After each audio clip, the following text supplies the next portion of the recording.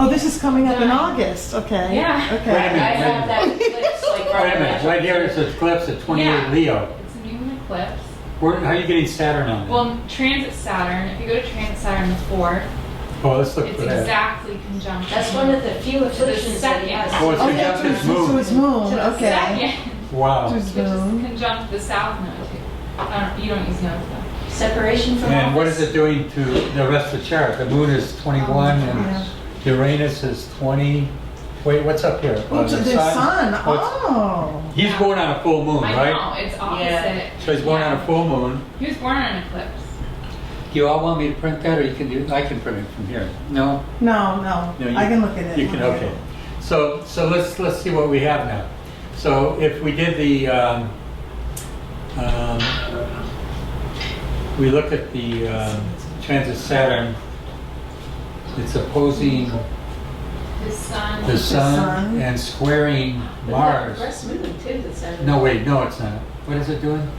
No, it's not Well, squaring Mars. Are we talking about Saturn still? Yeah. Okay, so it's opposite that stellium, that Sun North Node Uranus stellium. It's Right. in conjunct his natal Saturn and Venus. Okay, 150 degrees. Yeah, and then it's conjunct the natal moon. Wow, wow. Yeah, and that's just Saturn alone. And you know, there's every effort to bring him down. He's got that 10th house sun, which is, politics, power, and Yeah. authority and all that. Yeah. But there's so many things about this chart. Saturn conjunct Venus shows his kind of licentious relationships and things that he said and done, the way he deals with women. He uses women. That's what if you translate that into Yeah. exact meaning, Capricorn or Saturn, as I use. So Saturn is conjunct Venus, meaning I use my relationships, I use them. The other thing is his status is Saturn. Did you know that? Like 10th house, right? Who I am. I define myself by who? His mate. So having a beautiful woman on his arm is primary to him. That's part of his ego need. And he's got a very strong ego need when it comes to flaunting his attractiveness and that he's, such an attractive guy. Everybody's got to love him. That's Saturn. With the other side of that is that people close to him can ultimately have some undoing for him, because even though they're on the face of things, remember I told you Saturn is from the January time of year, Capricorn, right? And is named after who? Satan. Who? Are you talking about Satan? Saturn, the January is named after Janus. Oh, Right. And what is Janus, the god, what is it called? Two-faced god. Remember that? So one of the things that you see with Saturn and Capricorn very often in the negative sense can be that two-faced. In other words, they'll say something to your face, but in the behind they're saying, but let me tell you about that, So that's the worst side of Saturn, okay? Saturn, because Saturn is what? The accusing spirit. And it's subtlest of all the beasts in the Bible, it says, right? What does subtle mean? Mars does what? Mars says, I don't like you, I'm going to knock you down. It confronts you. You've got somebody in front of you don't like. You're going to fight with them. That's Mars. Saturn isn't like that. Saturn's subtle. Saturn is slick. It's a serpent. You know what I mean? It'll catch you by surprise. But it doesn't work by direct attack. It's much more subtle than that. So the fact that Saturn is conjunct his Venus, to me, tells me that actually there can be a great amount of, how can I say this? People will put up with a lot in a relationship with him, but behind him, there's a lot of negative talk. And I would bet that even in Milani. It's terrible to say. But I have a feeling that in her heart of things, she has a great amount of disdain for this man. But at the same time, on the front of things, for the world to see, it's, mystery. She once said she has 2 boys at home. She said that? Two little boys at home. She's much wiser than him, obviously, I mean. Yeah. And she's smart, That's what I heard, because a friend of my mother's, her brother did the prenup for Melania and Donald, and said Wow. that she is absolutely brilliant. She's a really intelligent woman. And you know, I think a lot of his politics has been influenced by her in a positive way. I think her Eastern European background, where she's from, Slovenia. Slovenia, you know, has given her a different slant on this whole Russian thing, you know what I mean? Which has influenced him, you know? Because there's two sides to that whole Russian thing, no matter what you say. You can look at it from, you know, the U.S. standpoint, you know, but then you look at NATO surrounding Russia and all the different things that's been going on that's created a lot of this problem. And then you look at, you know, Russia's move on Ukraine and the need to keep that port for themselves. You know, it's pure, you know, it's logical, even though we don't like what they did. So, you know, I have a feeling she's had a great amount of influence on his politics, and it may have got him in trouble. See what I mean? Now everybody's trying to get him on this Russian connection, right? Well, they're determined to bring him down. The other reason why I think he may fall, okay? Well, Why? yeah. You want to tell me? Well, no, I mean, it's interesting that you're saying that without even looking at the new moon and the eclipse and whatever, because I just think it's interesting that you have this feeling without even looking. The reason is there's a good scripture that says, pride goeth before what? The fall. The fall. He's a very proud man, and his pride and his ego are his greatest enemy. And he is continually making missteps. He's not a good politician for that reason. He's and some people love that about him, you know, but it can bring him down. And there's a good chance that that'll happen to him with this ego he has. I've said many things. I think he means well. I think he has good intentions, and I think a lot of things he's doing are great. You know what I'm saying? I really do. I think his decision to go after ISIS is and to tell his generals, do what you got to do, but annihilate them. I think that's correct. You know, we can't be playing with these people. They're very dangerous. And it's like a cancer on the earth. If you don't destroy them, they'll destroy the host. They'll destroy everything in their name and their religion. Okay. So, and what he's done for immigration, people hate, but he's stopped the flow of immigrants across the border. Politics out of it. Can we just, I don't know, I just want to keep it to the You know what? You're astrology. right, though. Thank you. I'm trying to defend the man, but at the same time, I just wish he'd keep his mouth shut sometimes. You know, so I won't say anymore. You know, and stop tweeting at night. Anyway, so let's stay with the chart. Thank you. You're so cute. Let's keep the politics out of this. How do you do that, girl? How do you keep the politics out? You know? Well, I mean, I don't know, we stopped talking about the planets. I know. Okay. But look what Mars is doing in his chart. Okay, let's just look at that. First of all, it's right on the first house cusp, right? Mm-hmm. What is he famous for? He's a bully. You're fired. You're fired. It's not you're fired. Is that not Mars? It's confrontational. It's like you're fired. Aries is Mars is fire sign. It's in Leo. Leo is also the sign arising of somebody who thinks they're the king. You know, I am the king, Leo. I'm the lion. So you got the very willful I am, which is Leo on the ascendant. The first house is I am. I am Leo, what? I am willful. I will gain and always be on top. I will win.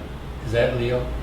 So that's right on this first house here. That's doing what to his sun and to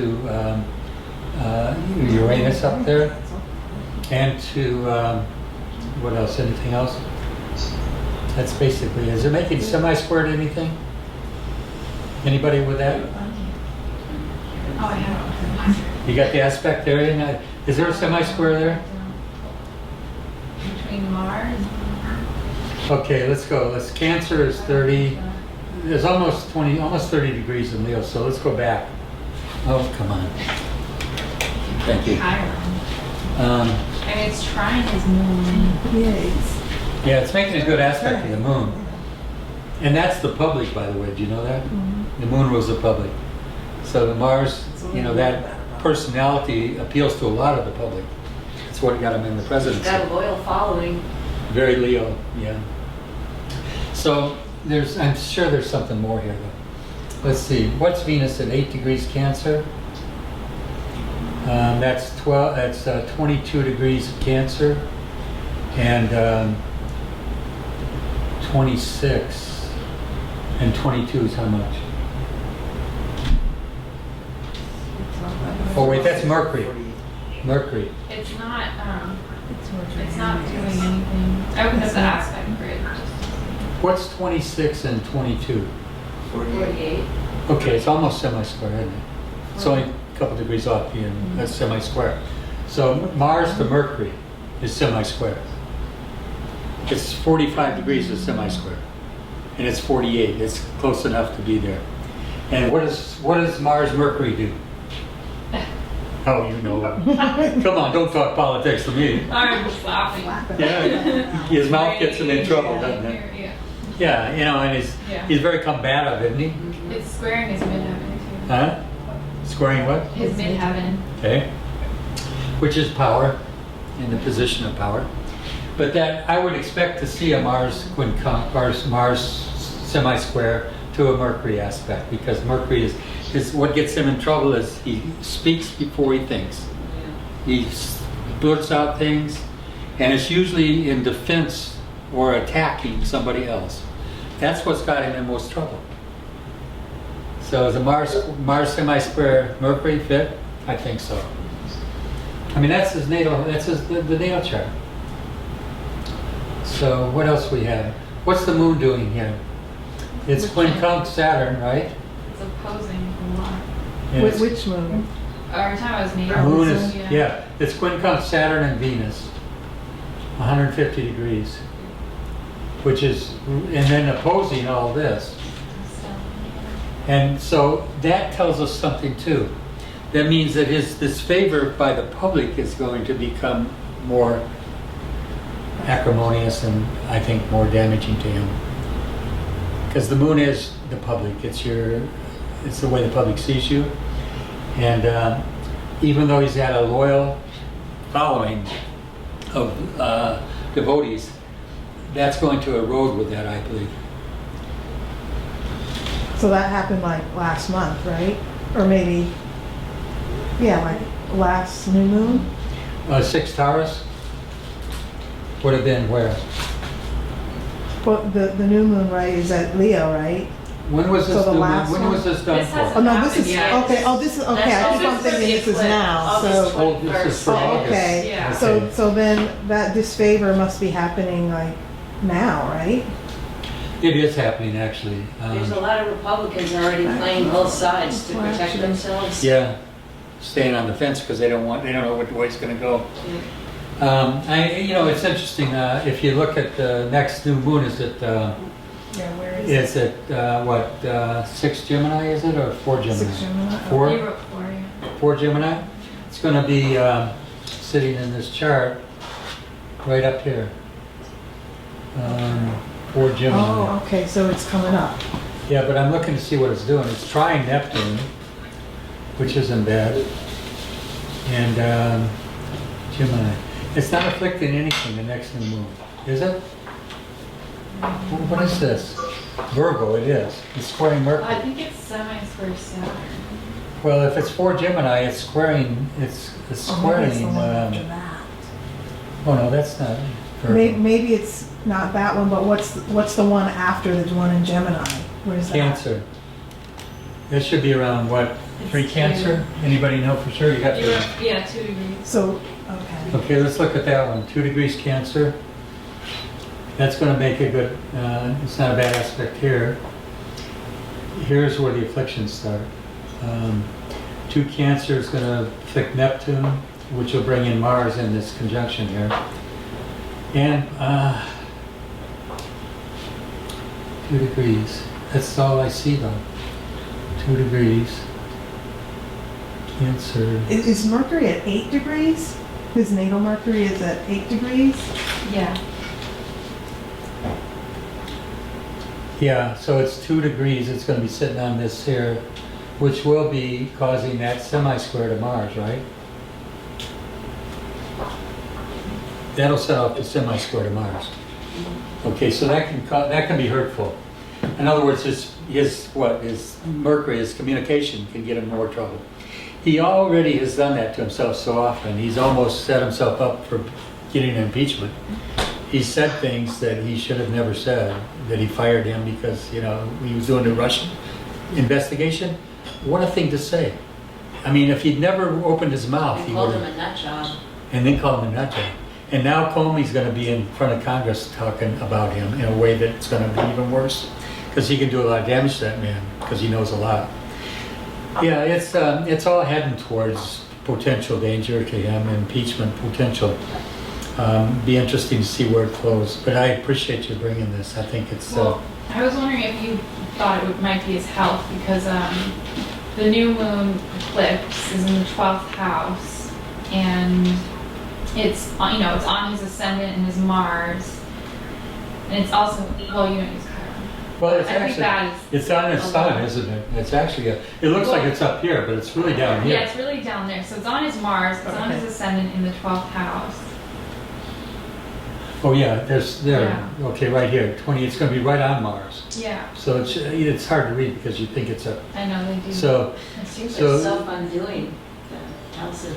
Yeah, something doing, so, what that's going to do is going to trigger that Mars Mercury affliction, which is where he hurts himself by his own mouth, Yeah. and things he says that's going to get him in trouble. So that's in August. You told me, yes, that's a Leo moon. I Yeah. keep forgetting this is in August. Yeah, you got some time. Well, we're going to have to wait till August to see how this. Wait. But you know what? Listen, that's not No, far. but actually, what they say with eclipses anyway is that the effects can start taking place 3 months before, and then they can happen also 3 months after. So it's there's a this wide orb period, of influence, yeah. And also this particular eclipse, I just looked it up and it said it's associated, problems usually occur dealing with personal relationships, hasty decisions on the basis of false information, Wow. and it's also associated with health problems. Wow. Which That's is amazing. Yeah, we'll see. Because It's- it's in Leo? No, because this is an eclipse that's part of the Saros series. I don't know any, Yeah, it's just, the Saros series, it's just tons of eclipses that they, mapped out. So, That eclipse is on me So- very heavily. Is it? Yeah, my son's at like 2853 Taurus, yeah. and I'm a Leo rising. I have some similarities with Donald, but only some. Yeah. Yeah, no, that's okay. So look at that chart. It'll be interesting to see what happens. That's really, to me, that's great to see you do this and to see you look forward with this and do a chart at that time. I'm not one to do political charts. I've stayed away from them. People always ask me over the years, they've always asked me, who's going to win this election? I've always avoided it. And I do generally try to stay out of politics, like Laura says. I stay away from it. Whatever opinions I have, I try to hold close to my vest, And but this is quite enlightening, I think. And it's interesting that the most damaging thing he can do to himself is talk. And that's, yeah. I wonder where tweet comes from and all that, Is that Mercury too, tweeting? Tweet, tweet, tweet. It's a funny sound. Anyway, so what are we going to do? We're going to